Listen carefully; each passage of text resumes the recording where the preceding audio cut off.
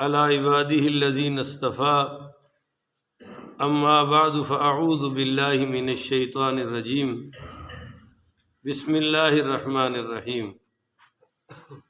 معزز محترم محتشم سامعین حضرات، ہمارا جو سلسلہ وار درس ہوتا ہے آج اس کا نغہ سمجھے، کل انشاءاللہ ہوگا۔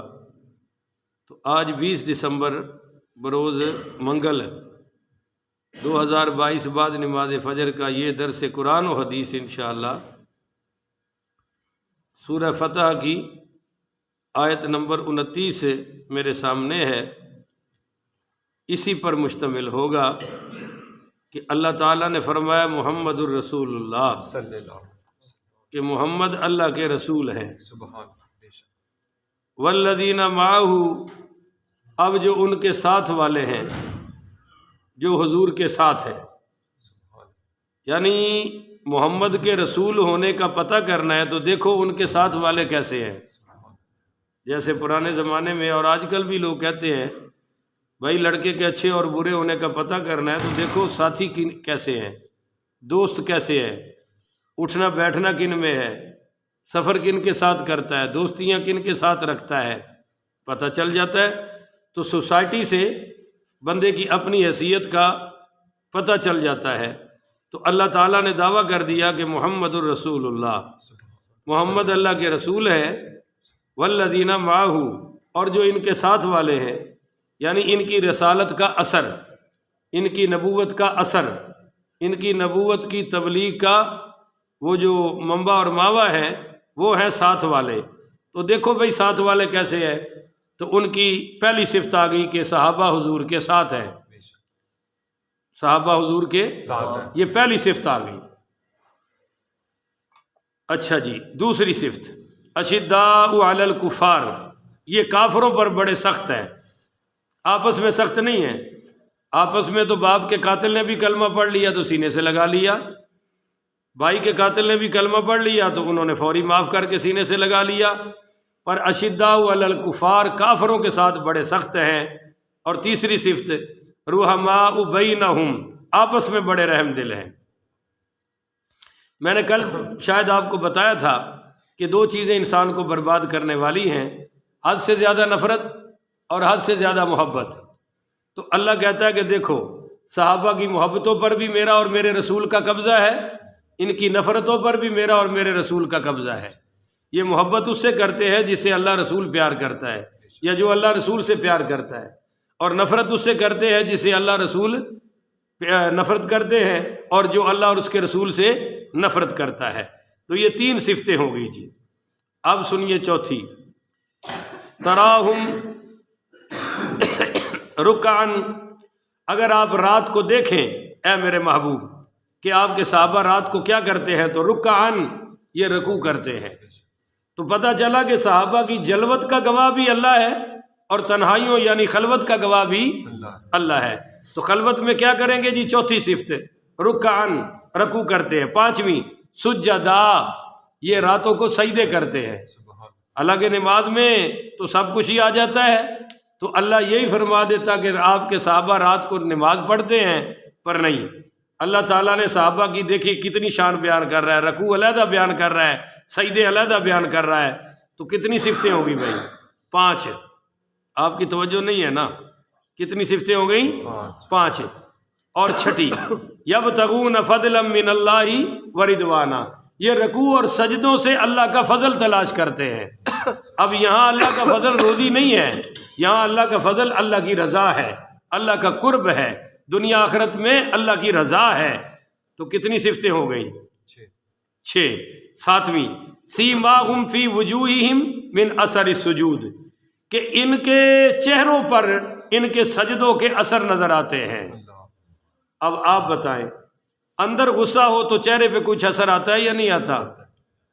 کیوں جی؟ اندر اگر نفرت ہو تو چہرے پہ نظر آتا ہے، اندر اگر پیار ہو تو چہرے سے اس کا اثر نظر آتا ہے، اندر سے بندہ خوش ہو تو چہرے پر اس کے اثار ہوتے ہیں۔ تو فرمایا سیماہم فی وجوہہم من اثر السجود، یہ سجدوں کا نور اور رکوعوں کا نور اور آپ کے ساتھ ہونے کا نور اور کفار پر شدت کا نور اور آپس میں رحم دلی کا نور، اللہ کا فضل تلاش کرنے کا نور ان کے چہروں پر نمایاں نظر آتا ہے۔ تو صحابہ دور سے پہچانے جاتے تھے کہ محمد کے یار آ رہے ہیں۔ کتنی صفتیں ہو گئی؟ 7۔ اب 8ویں سنیے، ذالک مثلہم فی التوراۃ، ہم نے یہ مثالیں ان کی تورات میں بیان کی ہیں۔ میں حیران ہوتا ہوں کہ آج اپنے آپ کو مومنین کہلانے والے دن رات صحابہ پر بھونک رہے ہیں اور تبرہ کر رہے ہیں اور کہتے ہیں ہمیں مسلمان مانو، اور اللہ فرما رہا ہے کہ تورات جو حضرت موسیٰ پر نازل ہوئی ہے اس میں بھی ہم نے آپ کے یاروں کی شان بیان کر دی ہے۔ اور 7 ہو گئی، 8ویں صفت وَمَثَلُهُمْ فِي الْإِنْجِيلِ، اور ان کی مثالیں، ان کی صفت ہم نے انجیل میں بھی بیان کر دی ہے۔ اب انجیل کن پر آئی ہے؟ حضرت عیسیٰ پر شان اس میں بھی اللہ نے حضور کے صحابہ کی بیان فرمائی ہے۔ تو اللہ کو نہیں پتا تھا کہ یہ بعد میں بدل جائیں گے، معاذ اللہ، اللہ کو نہیں پتا تھا کہ خلافت پہ قبضہ کر لیں گے، باغ فتح لے جائیں گے۔ تو انہی کی مثالیں اللہ تورات میں بھی بیان کر رہا ہے، انجیل میں بھی بیان کر رہا ہے۔ تو اس سے پتہ چلا کہ دشمن صحابہ یہودی اور عیسائی سے بھی بڑا کافر ہے، وہ مسلمان نہیں ہے، قرآن کا بھی دشمن ہے، تورات اور انجیل کا بھی دشمن ہے۔ یہ کتنی صفتیں ہوگی بھائی؟ 8۔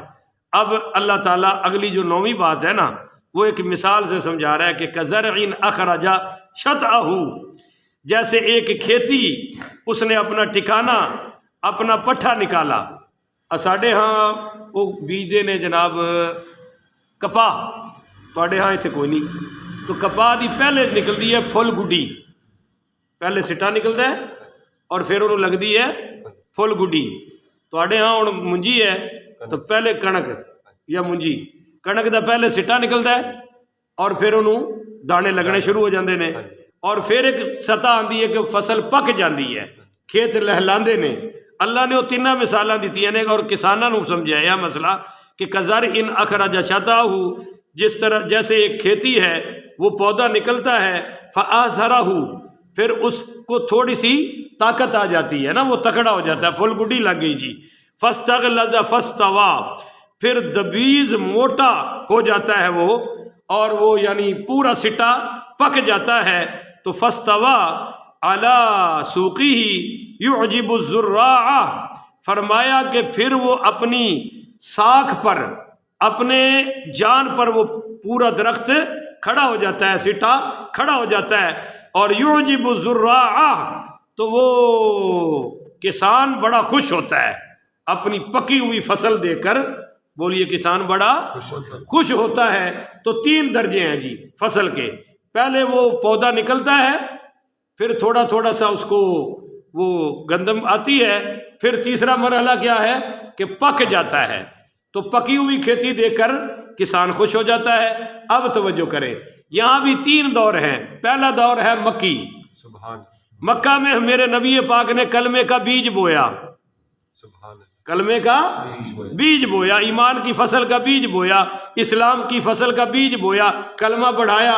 اور پھر دوسرا مرحلہ ہے مدینہ المنورہ، ہجرت کر کے مدینہ آئے، تو سمجھ لو جب مدینہ میں آئے تو پھر سٹا نکل آیا، بولیے سٹا نکل آیا۔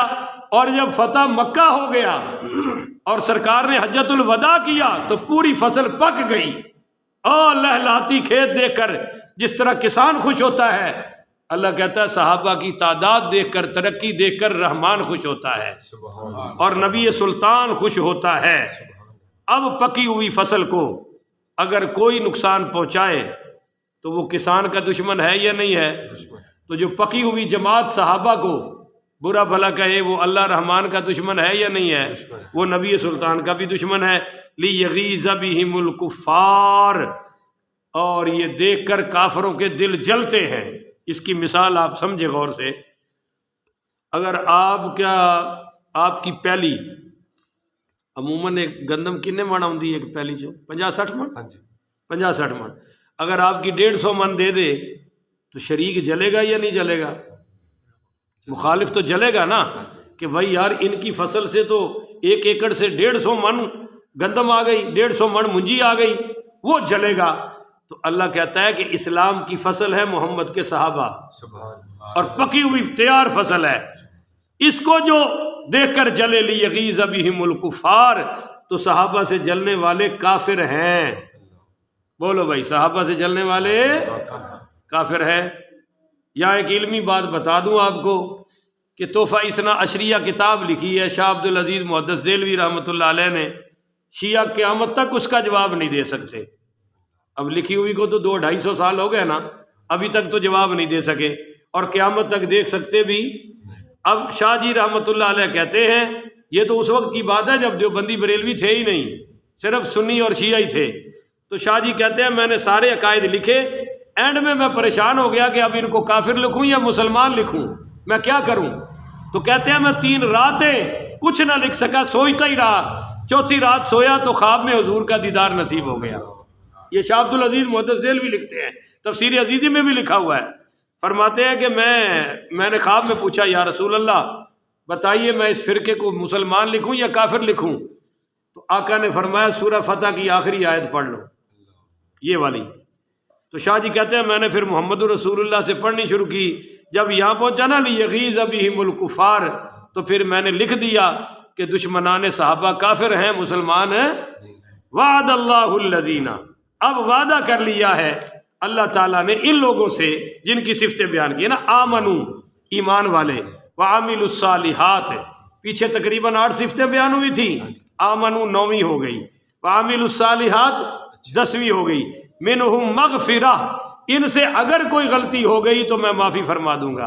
اوے خاموش ہو کے بیٹھ، منہم مغفرہ، اگر ان سے کوئی غلطی ہو گئی تو میں معافی عطا کر دوں گا۔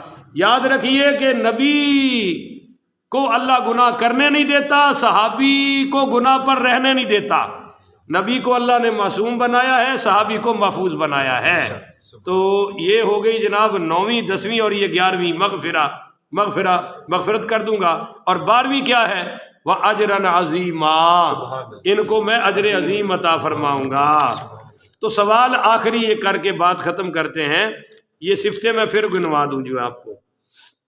والذین معہ 1، اشداء علی الکفار 2، رحماء بینہم 3، تراہم رکعا 4، سجدن 5، یبتغون فضلا من اللہ ورضوانا 6، سیماہم فی وجوہہم من اثر السجود 7، ذالک مثلہم فی التوراۃ 8، ومثلہم فی الانجیل 9، کزرع اخرج شطأہ فآزرہ فاستغلظ فاستوى علی سوقہ یعجب الزراء لیغیظ بہم الکفار۔